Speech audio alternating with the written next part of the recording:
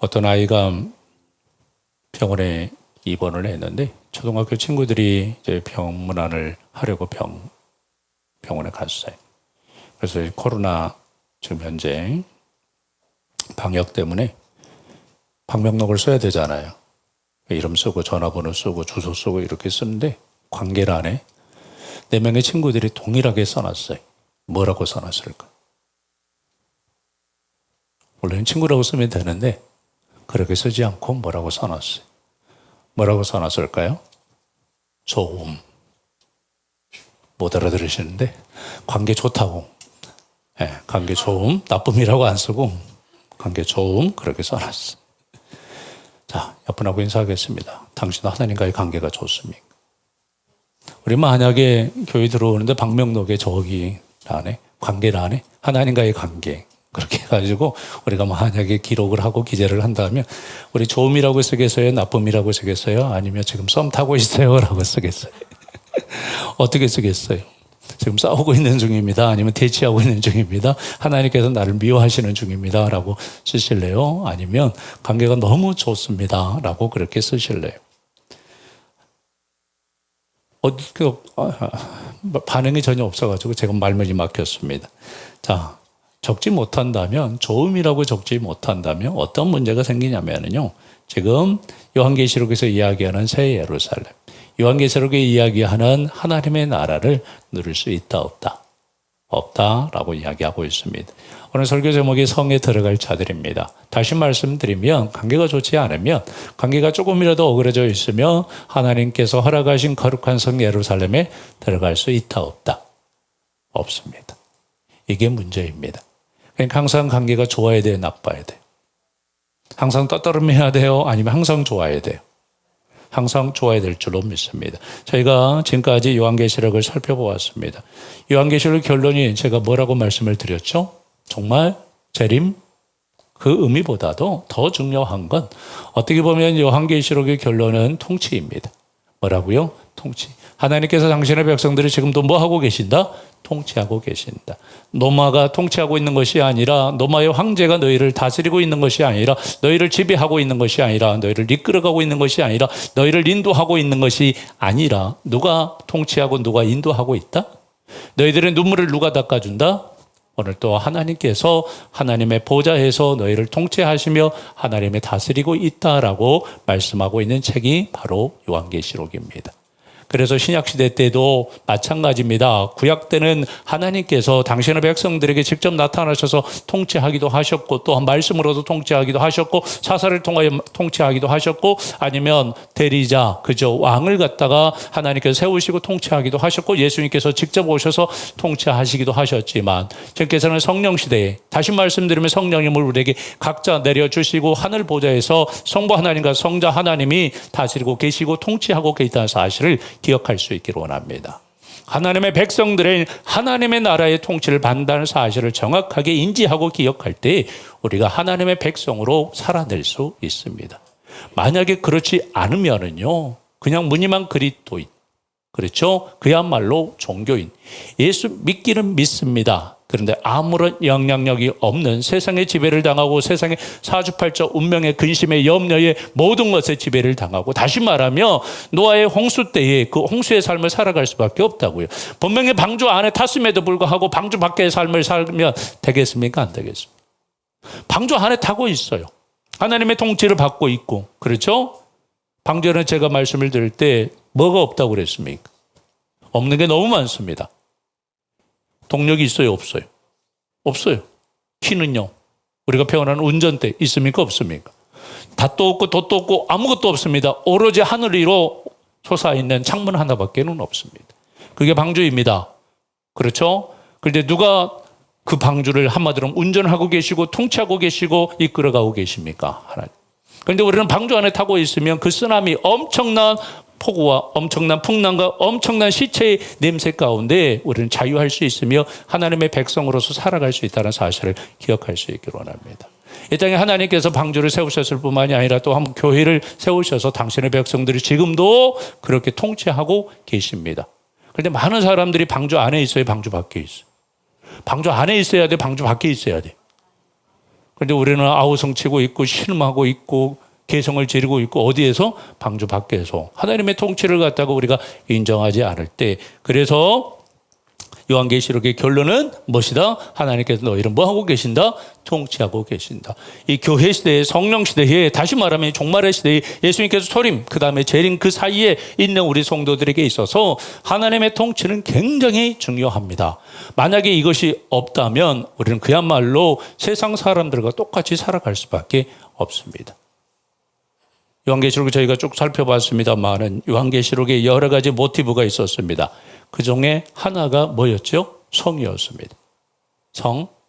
하나는 큰 성, 하나는 어떤 성? 기억 안 나시나요? 너무 제가 처음부터 세게 했나요? 처음에는 어떤 성? 큰 성. 큰 성 바벨론. 두 번째는요, 거룩한 성 예루살렘. 함께 보겠습니다. 16장 19절입니다. 큰 성이 세 갈래로 갈라지고 만국의 성들도 무너지니 큰 성 바벨론 하나님 앞에 기억하신 바 되어 그의 맹렬한 진노주 포도주 잔을 받음에. 또 있습니다. 계속 봅니다.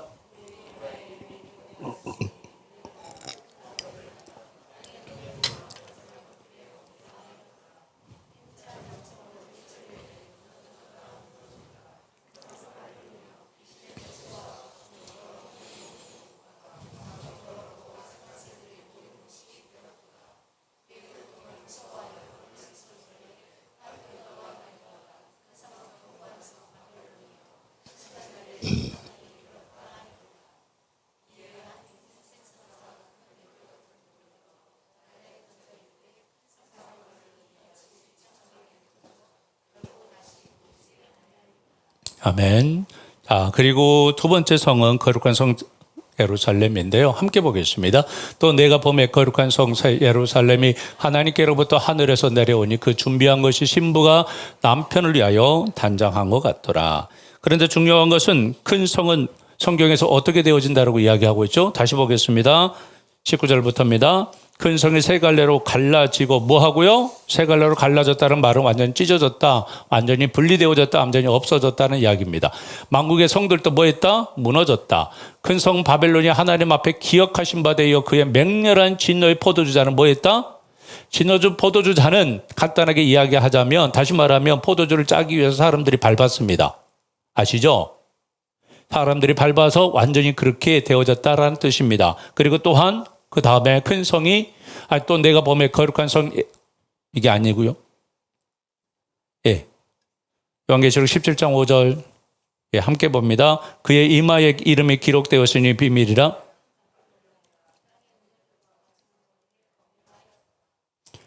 바벨론이라 땅의 음녀들과 가증한 것들이 어미가 되었더라. 그 다음에 18장 2절에서도 힘찬 음성으로 외쳐 이르되 무너졌도다 무너졌다. 큰 성 바벨론이여 귀신의 처소와 각종 더러운 영이 모이는 것과 각종 더럽고 가증한 새들이 모이는 것이 뭐했다? 되었다라고 이야기하고 있습니다. 그리고 18장 21절에서도 이 한 힘센 천사가 큰 맷돌 같은 돌을 들어 바다에 던져 이르되 큰 성 바벨론이여 이같이 함께 봅니다. 비참하게 던져져 결코 다시 보이지 아니하리로다.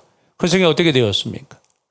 지금 큰 성이 어떻게 되었습니까? 하나님의 맹렬한 진노주 포도주잔을 받았을 뿐만 아니라 땅의 음녀들과 가증한 것들이 어미가 되었고, 그리고 또한 귀신의 처소, 각종 더러운 것의 처소가 되었을 뿐만 아니라 어떻게 되었습니까? 완전히 무너졌고, 그리고 또한 바다에 던져졌다라고 성경은 이야기하고 있습니다.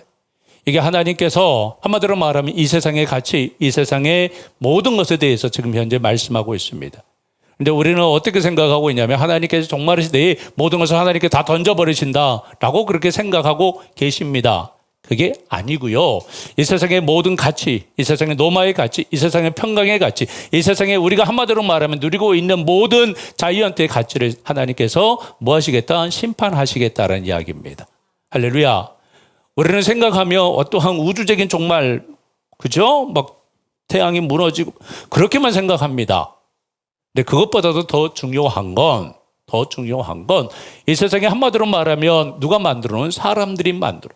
선악과 이후로 바벨탑을 만들고 수많은 그야말로 바벨론의 성을, 로마의 가치를 만들었던 모든 것들을 주님께서 던져버리시겠다라고 그렇게 말씀하고 있습니다. 그러면 이 성은 지금 현재 누가 통치하는 곳이라고 이야기했죠? 누가? 로마 황제. 666의 가치, 그리고 한마디로 말하며 세상의 왕이 통치하고 있다라고 이야기하고 있습니다. 그 성은 사람들이 눈으로 봤을 때 완벽한 성입니다. 퍼펙트한 성이고요. 완전한 성이고요. 그야말로 있어서 삶에 있어서 모든 만족을 주는, 모든 평안을 주는, 모든 안식을 주는 성이었습니다. 그 성이 불완전하다고 말할 수 있는 사람은 한 사람도 없었습니다. 그래서 그 사람들이 주창했던 그야말로 팍스 노마나가 실현되어지는, 성경에 나와 있는 에덴 동산이 만들어지는 것 같은 착각이 들 정도로 노마는 완벽했습니다. 보세요. 성 안에는 지금 현재 누가 다스리고 있어요? 황제가 다스리고 있어요. 그러니까 그 황제가 만들어 놓은 유토피아, 에덴 동산으로 생각하는 그곳, 그러면 그 황제를 향하여 사람들이 생각할 때 하나님이라는 착각이 들겠어요? 안 들겠어요? 신이라는 착각을 들겠어요? 안 들겠어요? 이 세상의 모든 것을 통치하고 이 세상의 모든 것을 평화의 나라로 만들어가는 그 황제를 바라보면서 나의 하나님, 나의 주님이라고 고백할 수밖에 없게 만들었다고요. 북한에 수령이라고, 그렇죠? 김일성, 김정일, 김정은, 세 사람을 하나님이라고 생각하는 사람들, 그하고 똑같아요. 노마도 그렇게 한마디로 말하면 세상을 만들었어요. 그래서 노마 황제를 향하여 나의 하나님, 나의 주님이라고. 북한 사람들 김일성 동상에 아니면 김정일 동상에 가가지고 울면서 예배하는 모습들을 보셨지요. 그 경배하는 게 예배하는 것입니다. 그때 당시에 도미티아노 황제 앞에, 도미티아노는 특별히 자기가 아폴로라고 아폴로라고 여기서 항상 활을 차고 다녔습니다. 그 활을 차고 있는 동상을 만들어 놓고 사람들이 가가지고 나의 하나님, 나의 주님이라고 신사참배를 했습니다. 자, 그렇게 예칠 수밖에 없었고, 그렇죠? 그런 모든 것들을 그런데 오늘 하나님께서 어떻게 하시겠다라고요? 완전히 무너졌다라고 성경은 이야기하고 있습니다. 우리가 쌓아놓은 세상에 가치 있습니까? 없습니까? 우리가 만들어놓은 세상에 한마디로 바벨탑이 있습니까? 없습니까? 우리가 여러 가지 행복하다고 생각하는 것들, 우리가 한마디로 말하면 이것을 쌓으면 완전한 하나님의 나라를 만들 수 있다는, 유토피아를 만들 수 있다는 그러한 생각들이 저희들에게도 있었습니까? 없었습니까? 어떻게 보면 지금도 그게 지배하고 있고요. 그게 이끌어가고 있다 해도 과언이 아닙니다. 예수 믿는 순간 가장 먼저 바꿔야 되는 것은 가치관의 변화입니다. 세상의 가치가 아니라 하나님 나라의 가치. 하나님 나라의 가치는 지금 현재 눈에 보이지 않습니다. 손에 잡히지 않습니다. 눈에 잡히나요? 하나님의 나라가 눈에 보이고 손에 잡히면 얼마나 감사하겠습니까? 평안이 잡히고 하나님의 영원한 영생이 우리들의 눈에 그야말로 확실히 보인다면 저희들이 이 세상의 것을 완전히 내려놓을 수 있겠지요. 그러나 초대교회 성도들처럼 마라나타 해도 주님께서는 전혀 나타나지 않으셨어요. 나는 몰라야. 네가 한마디로 말하며 죽어도 예면하고 계신 그 하나님의 임재 앞에, 부재하시는 하나님의 임재 앞에 그들이 끝까지 신앙을 지킨다는 게 쉬울까요? 어려울까요? 요한계시록은 그 이야기입니다. 그러나 그 노마의 가치에 뭐 하지 말아라? 무릎 꿇지 말아라. 그 노마의 가치에 항복하지 말아라. 끝까지 믿음을 지키다가 뭐 해라? 죽어라. 옆분하고 인사하겠습니다. 끝까지 믿음을 지키다가 순교하십시오. 네. 죽으라는 이야기는 안 했습니다. 순교하라고 했습니다. 믿음을 지키다가 순교할 수 있기를 주님의 이름으로 축원드립니다. 그러와 반대로 하늘에서 내려온 새 예루살렘, 두 성을 이야기했습니다. 한 성은 어떻게 되어진다? 폭망한다. 우리 평으로. 한쪽은 우리 평으로 뭐라고 하죠? 잘 되는 거 요즘 뭐라고 그래요? 장사하신 분들은 안 계셔가지고 대박 났습니다. 함께 보겠습니다. 21장 2절로 5절입니다. 내가 봄에 거룩한 성 예루살렘이 하나님께로부터 하늘에서 내려오니 그 준비한 것이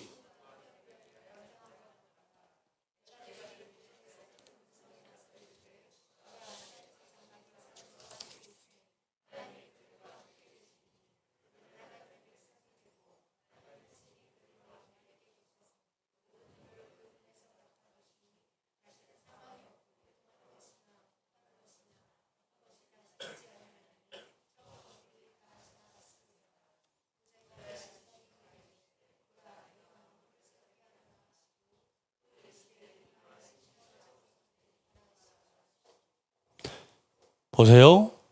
우리에게 있어서 큰 성 예루살렘이 내려온다라고 믿습니까? 이 땅이 전부라고 생각하지 영원한 큰 성 예루살렘이 우리들을 기다리고 있다고 우리 믿습니까? 우리 믿어야 합니다. 믿긴 믿는데 너무 추상적이에요, 추상적이죠. 현실로 팍팍 느끼시는 분, 나는 큰 성 예루살렘 속에서 살아가고 있다. 아니면 큰 성에서 살아가고 있다.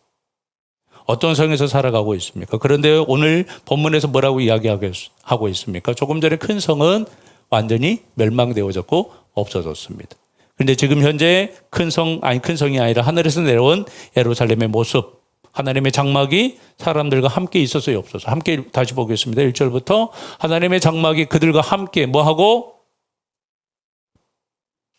하나님의 장막이 사람들과 함께 있고, 그렇죠? 하나님께서 그들의 백성이, 하나님은 그들의 하나님이 되고 그들은 하나님의 백성이 되어서 그들을 다스리고 통치하고 계십니다. 그리고 또한 하나님께서 그들과 함께 계셔서 그들의 눈물을 뭐 하시고? 닦아주시고, 그곳에 사망이나 애통하는 것이 있다 없다? 없고 아픈 것이 없다라고 이야기하고 있습니다.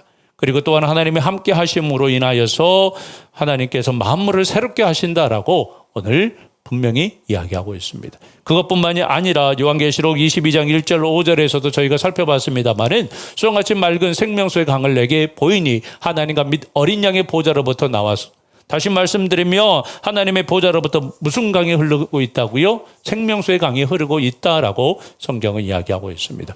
어디서부터 나와서? 보좌로부터 나와서. 이게 굉장히 중요합니다. 하나님의 보좌. 로마 황제의 보좌가 아니라 하나님의 보좌. 하나님의 보좌만이 너희들이 생각하는 유토피아, 너희들이 생각하는 에덴 동산, 너희들이 생각하는 하나님의 나라, 너희들이 생각하는 행복, 너희들이 생각하는 진정한 치유가 일어난다라고 이야기하고 있는 거예요. 그럼 우리 어떤 보좌의 통치를 받으시렵니까? 돈의 보좌의 통치를 받으시렵니까? 아니면 하나님의 나라의 하나님의 통치를 받으시렵니까? 우리 직장 상사의 보좌의 통치를 받고 있습니까? 하나님의 통치를 받고 있습니까? 어떤 보좌의 통치를 받고 있나요? 잘 생각해 보세요. 근데 봐보세요. 자, 2절 가운데로 흐르더라. 길 가운데 좌우에 생명나무가 있어요. 12가지 열매를 맺되 달마다 그 열매를 맺고 그 나무 잎사귀들은 만국을 치료하기 위하여 있더라. 하나님의 보좌가 뭐하고 계신다라고요? 치료하고 있다라고요. 또한 3절입니다. 함께 읽겠습니다.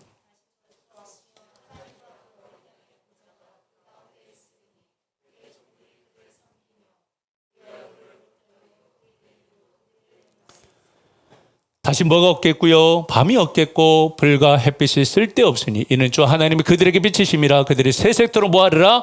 왕노릇하리라. 할렐루야.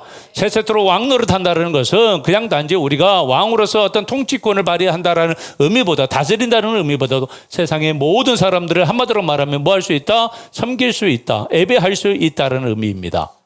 자, 하나님께서 통치하심으로 인하여, 다시 말씀드리면 큰 성에 들어간 사람들과 새 예루살렘에 들어간 사람들을 비교해서 성경은 지금 현재 이야기하고 있습니다.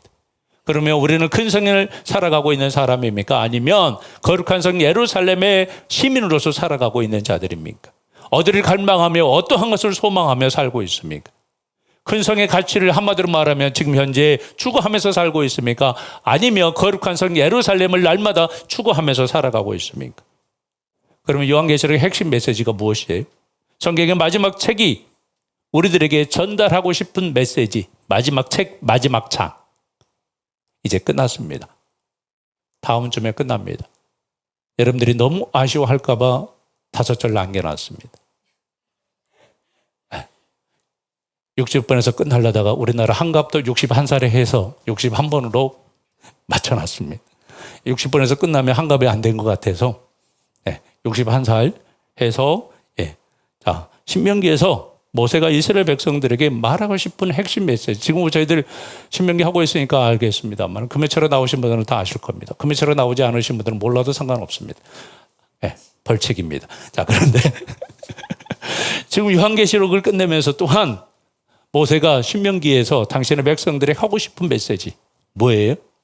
세상의 통치를 받지 말고 누구의 통치를 받아라? 할렐루야. 자, 그런데 지금의 평으로 이야기하자면 조금 아까도 말씀을 드렸습니다만은 우리는 여러 가지 통치를 받고 있어요. 하나님의 나라의 진정한 통치를 받아야 되는데 세상의 통치가 아닌 하나님의 통치를 받아야 되는데 우리는 세상의 통치 받아야 안 받아요. 지금 우리 두려움의 통치 받아야 안 받아요. 이 코로나의 통치 받아야 안 받아요. 하나님이 함께 계시면 그렇죠? 초대교회 성도들에게 있어서 너희가 도미티안의 통치를 받고 있어서 죽어 그 이야기예요. 그렇게 죽어 그러면 내가 영원한 생명을 너에게 줄게. 지금 그 이야기입니다. 그러면 우리가 이 코로나 때문에 두려워해야 돼, 안 해야 돼? 예배를 피하고, 네, 그런 모든 모습들 가운데 살아가는 모습들, 저희들에게 두려움이 사로잡힐 수 있어요, 없어요? 있습니다. 하나님께서 지금 현재 어떻게 보며 알곡과 쭉정이를 달아보고 있다 해도 과언이 아닐 것입니다. 그럼에도 불구하고 예배할. 이 코로나는 아무것도 아닙니다. 그렇죠? 저희는 6.25를 겪었던 세대는 아니고 세대의 후손이고 그리고 또한 일제강점기의 세대의 후손이고 그래도 우리나라는 그런 핍박에 그렇죠? 기독교는 들어올 때부터는 핍박을 당하지 않았습니다만 기독교는 그래도 순조롭게 들어왔습니다. 그러다가 일제시대 때 아니면 언제? 6.25 때 엄청난 핍박, 엄청난 환란 가운데 있었지만 지금은 이제 너무 편하니까 신앙은 다 어디로 가버리고 세상의 가치가 교회 안에 성도들의 삶 속에 성도들의 생각 속에 세상의 가치가 완전히 지배해버리는 자이언트의 생각이 우리들을 지배해버리는 모습들이 너무나도 많습니다. 제가 그걸 인지하고 하나님의 가치로 바꿔 나간다는 게 쉬울까요? 어려울까요? 모세가 마지막 설교를 하면서 백성들에게 피를 토하는 설교 저는 거기에 견줄 수는 없습니다만은 그래도 하고 있습니다. 쉬워요? 어려워요? 어려워요. 세상 앞에 무릎 꿇지 아니하고 하나님 앞에 무릎 꿇어라. 14절입니다. 자기 두루마리를 빠는 자들은 복이 있으니 이는 그들의 생명나무에 바로 이겁니다. 문을 통하여 성에 들어갈 권세를 받으려 합니다. 하나님의 나라에 들어가서 하나님의 나라의 권세를 받을 수 있도록 그야말로 근성에 멸망하지 아니하고 세상의 가치가 무너져 버릴 때 그렇죠? 세상에 허물어져 버릴 때 세상이 완전히 망가져 버릴 때 나의 인생도 망가져 버리고 나의 인생도 쫑나 버리는 그런 인생이 아니라 하나님의 영원한 생명 영원한 나라를 소유할 수 있도록 오늘 또 예치고 있다는 사실을 기억할 수 있기를 원합니다. 오늘 하나님의 문을 여는 자들입니다. 옆분하고 인사하겠습니다. 하나님의 나라를 문을 여는 자들입니다. 세상의 근성의 문을 여는 자들이 아닙니다. 바뀌었습니다. 세상의 근성의 문을 여는 자가 아니라 하나님의 나라의 문을 여는 자들입니다. 우리를 왜 구원하셨습니까? 왜 예수의 보혈로 저희를 씻겨주시고 오늘 또 주일 예배 가운데로 저희들을 인도하셨을까요? 뭐 때문에? 하늘의 문을 열 수 있도록. 할렐루야. 세상의 문이 아닌 세상의 문은 닫혀도 상관없습니다. 그러나 하늘의 문은 닫지 마십시오. 아멘. 세상의 문을 하나님께서 하늘의 문을 여시면 다 열립니다. 도시락 한 개밖에 없어도 홍해가 갈라 있어도 하나님께서 열으셨습니까? 안 열으셨습니까? 우리는 똑같이 도시락 한 개밖에 없으며 예수님도 오라고 그래가지고 예수님께서 내가 할게 아니 예수님 한 개 가지고 밖에 없으니까 근심해야 돼요. 기도하면 돼. 예수님께서 그러면 근심해야 돼. 염려해야 돼. 탄식해야 돼. 그리고 예수님을 갖다가 무릎 꿇고 예수님을 항복시켜버리는 경우들이 저희들이 있어요, 없어? 별로 안 하시나 봐요. 우리는 전부 다 막 오병의 기적이 날마다 일어나고 예수님이 행하신 거 예수님이 일하심이 저희들의 삶에 있어서 허블난 열매로 막 맺혀지는 역사가 있지요. 아멘. 아멘. 아멘이 막 숨어 들어가고 있습니다. 그런데 봐보세요. 하나님께서 허락하신 그 통치, 하나님의 나라, 영원한 생명의 나라로 예루살렘으로 들어가야 됩니다. 그럼 끝납니다. 치유 일어났습니까? 안 일어났습니까? 왕노릇 합니까? 안 합니까? 여기서 왕노릇 한다는 것은 우리 근심하고 싸웠을 때 우리 근심한테 져요. 내가 왕노릇해요. 두려움이 찾아왔을 때 내가 왕노릇 합니까? 내가 두려움 앞에서 항복합니까? 나는 모든 삶에서도 갑 말고 나는 맨날 갑질한다 그거 말고 그렇죠? 괜히 사람들 앞에서 왕노릇 하는 사람들 시선들이 이상하네. 그 말고 어떤 문제들이 찾아왔을 때 그 문제 앞에서 왕노릇 할 수 있는 그렇죠? 그럴 수 있는 모습들이 있어요, 없어요? 바로 그거예요. 지금 성에 들어가면 왕노릇이 가능합니다. 하나님의 성, 하나님께서 오늘 또 우리를 통치하고 계신다, 안 통치하고 계신다? 통치하고 계신다. 새 예루살렘 성은 저 멀리 죽어서 가는 성이 아니라 지금도 하나님께서 나를 뭐하고 계신다? 통치하고 있는 그 성. 우리는 세상의 큰 성에 같이 사는 자가 아니라 하나님께서 오늘 또 만들어 놓으신 거룩한 성 예루살렘 성에 사는 자라는 사실을 기억할 수 있기를 원합니다. 할렐루야. 그런데 아무나 그 성에 들어가서 하나님의 통치를 받을 수 있다 없다? 성경은 분명히 없다라고 이야기합니다. 15절입니다. 함께 읽겠습니다. 개들은 절대 못 들어갑니다. 여기서 이야기하는 개는 물리적 개가 아닙니다. 개들은 못 들어갑니다. 네. 개들과 점술가들과 음행하는 자들과 계속 있습니다.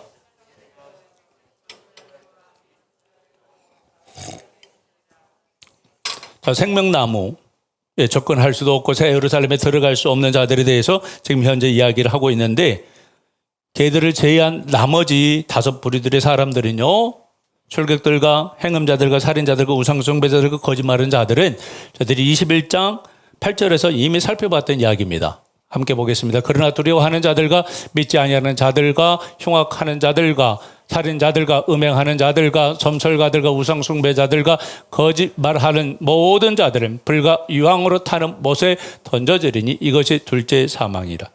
그런데 봐봐요. 여기서 거짓말이라고 해서 우리가 하는 거짓말이 아니라, 그게 아니라 뭐라고요?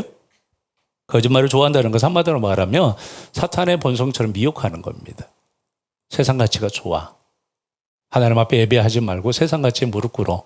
그게 바로 거짓말입니다. 그런데 불과 유황으로 타는 못에 들어간 사람들의 명단에 있지 않았던 개들. 이건 짚고 넘어가야 됩니다. 그런데 성경에서 한마디로 말하면 더럽고 가증한 자들을 가리킬 때 개들이라고 성경에서는 이야기하고 있어요. 자, 특별히 사무엘하 많이 나왔는데 사무엘하 다 볼 수 없어서 사무엘하 9장 한 16장 9절입니다. 수레의 아들 아비새가 왕께 여짜오되 이 죽은 개가 어찌 읽습니다.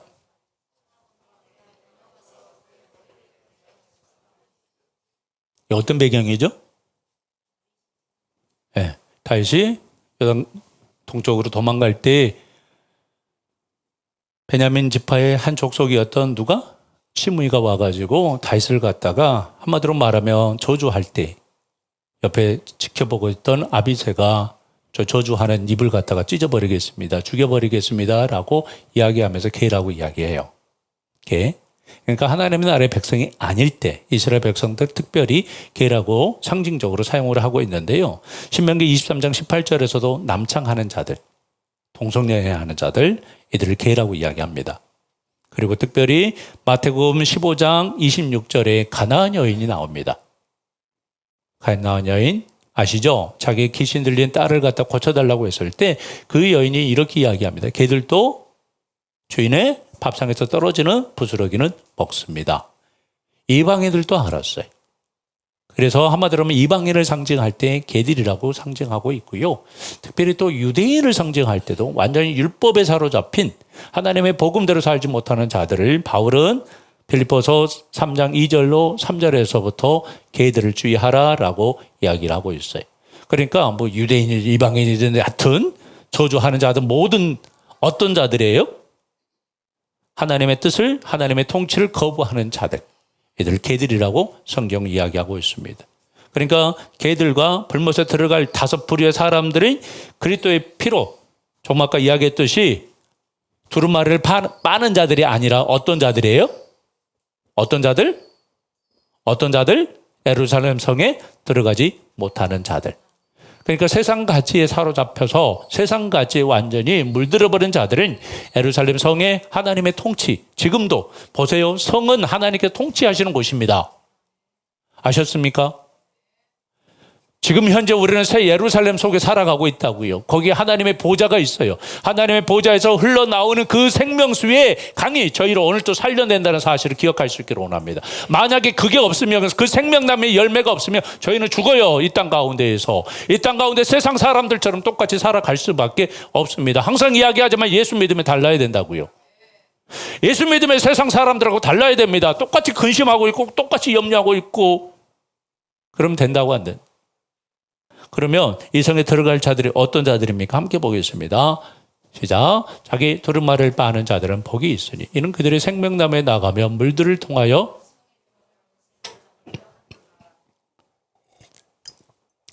문들을 통하여 뭐 했다고요? 성 안으로 들어갈 권세를 뭐 했다? 받았다. 어떤 자들입니까? 어떤 자들? 어떤 자들? 두루마리를 빠는 자들. 여기서 빤다라는 거예요? 세탁하는 거? 그거 빠는 거? 그럼 두루마리를 빨아버리면 읽을 수 있어요? 없어요? 못 읽어요? 두루마리를 빨아버리면. 두루마리는 뭐예요? 두루마리가 뭐예요? 성경이에요. 지금 요한에게 들려준 7교회 보내준 두루마리. 그런데 그것을 빠는 자들은 복이 있대요. 그리고 문들을 통하여 성에 들어갈 권세를 얻는데요. 요한복음에 나오는 7복 중에 마지막 복입니다. 지금 보세요. 요한계시록에서 그러니까 결론이 뭐예요? 결론이 하나님께서 한마디로 말하면 주시는 복, 결론이 뭐예요? 어디에 들어간다? 성에 들어간다. 우리 성에 들어가야 돼, 안 들어가야 돼? 큰 성에 사실래요? 큰 성 예루살렘, 아니 큰 성이 아니라 거룩한 예루살렘 성에 사실래요? 우리 큰 성에 살다가 그냥 죽을래요? 아니면 거룩한 성 살다가 살래요? 옆으로 생각하겠습니다. 큰 성에 살다가 영원히 죽으십시오. 그렇게 저주를 선포하면 우리 에발산에서 선포하면 어떻게 해야 돼요? 아멘 해야 돼요? 그런데 잘 봐봐요. 그러면 지금 마지막 7번째 복이 무엇입니까? 두루마리를 빤다. 여기서 빤다라는 것은 세탁하는 의미보다 이상하죠? 세탁한다 의미보다 뭐냐면 한마디로 말하면 그 계명들을 행하는 자들입니다. 그 계명들을 뭐 하는 자들? 행하는 자들. 그러면 계시록에 나오는 7가지 복 전부 다 그것을 의미하고 있는데 함께 봐볼까요? 자, 7복. 제가 설교하면서 이게 뭐 이렇게 이야기했습니다만은 정리해 드리겠습니다. 그리고 다음 주에도 1장에서부터 마지막 장까지 교회 전체적인 어떠한 이야기 그걸 갖다 정리해서 마치도록 하겠습니다. 자, 보겠습니다. 첫 번째 복입니다. 예언의 말씀을 읽는 자와 듣는 자와 그 가운데 기록한 것을 지키는 자는 뭐한다? 첫 번째 복이 뭐예요? 예언의 말씀을 읽는 자, 듣는 자, 가운데 기록한 것을 지키는 자. 할렐루야. 예언의 말씀은 어떻게 보면 요한계시록뿐만이 아니라 성경 전체입니다. 나이가 오늘 또 하나님의 백성으로 살아가도록 지켜나가도록 행하시는 그 말씀. 그것을 읽는 자, 듣는 자, 그것을 뭐하는 자? 기록한 것을 지키는 자. 굉장히 중요합니다. 마지막 복도 뭐였죠? 지키는 자입니다. 빠는 자. 그리고 두 번째 복은요. 또 내가 들으니 하늘에서 음성이 나서 이르되 기록하라. 지금 이후로 주 안에서 죽은 자들은 복이 있다. 말씀을 지키다가 죽은 자들입니다. 그렇죠? 그냥 죽었겠어요? 아니에요. 신상에 숭배하지 아니하고 하나님의 말씀대로 살다가 순교한 자들, 그 자들은 복이 있다라고 이야기합니다. 세 번째 복도요. 보라 내가 도둑같이 오리 누구든지 깨어 자기 옷을 지켜 벌거벗고 다니지 아니하며 자기의 부끄러움을 보이지 아니하는 자는 복이 있도다. 한마디로 말하면 세상같이 물들지 않은 자들, 항복하지 않은 자들은 복이 있다라고 이야기하고 있습니다. 그리고 네 번째 복도요. 천사가 내게 말하기를 기록하라. 어린 양의 혼인잔치에 청함을 받은 자들은 복이 있다. 어디에 청함을 받은 자들? 다시 말하면 둘째 사망에 들어가지 아니하고 하나님의 어린 자. 그러니까 지금 요한계시록 결론입니다. 좀 이따 다시 말하고요. 다섯 번째 복입니다. 첫째 부활에 참여하는 자들은 복이 있고 첫째 부활에 참여했단 말은 어떤 자들이에요? 세상같이 무릎 꿇지 않은 자들입니다.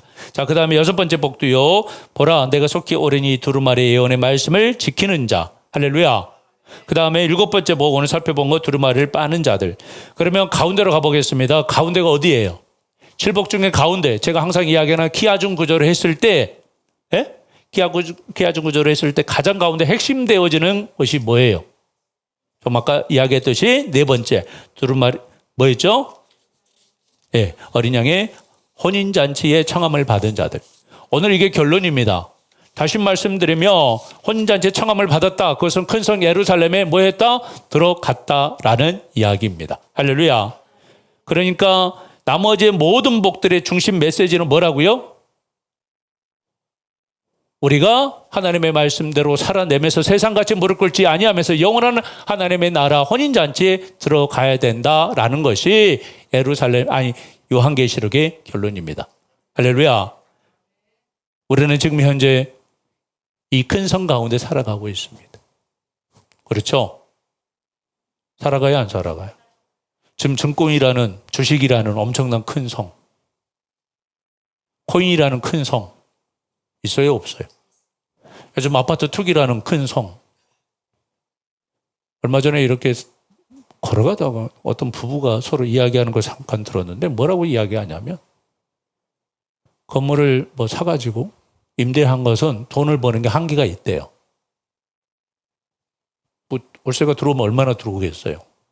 매달 뭐 500만 원, 1000만 원씩 들어와도 뭐라고 이야기하냐면 그걸 빨리 돌려가지고 시세 차익을 얻어야지 돈을 다 아는 이야기이긴 하지만 모든 세상 사람들의 관심 다 거기에 있습니다. 우리를 또 그래야 되나요? 아닙니다. 돈 많이 버는 게 목적이 아니고요. 하나님께서 이 세상에 하나님의 나라, 내가 세큘러가 되어 다른 사람을 세큘러로 만드는 게 하나님께서 우리를 부르시고 우리를 만드신 목적이라는 사실을 기억할 수 있기를 원합니다. 우리만 거룩한 성 예루살렘의 삶으로 살아가면 안 됩니다. 세상의 가치 앞에 무릎 꿇으며 우리는 세큘러가 절대 되어질 수 없습니다. 하나님의 말씀이 나로 사로잡을 때, 그렇죠? 하나님의 비전이 나로 사로잡을 때 우리는 세큘러가 되어서 영원한 새 예루살렘이 되어질 수 있다는 사실을 기억할 수 있기를 주님의 이름으로 축원을 드립니다.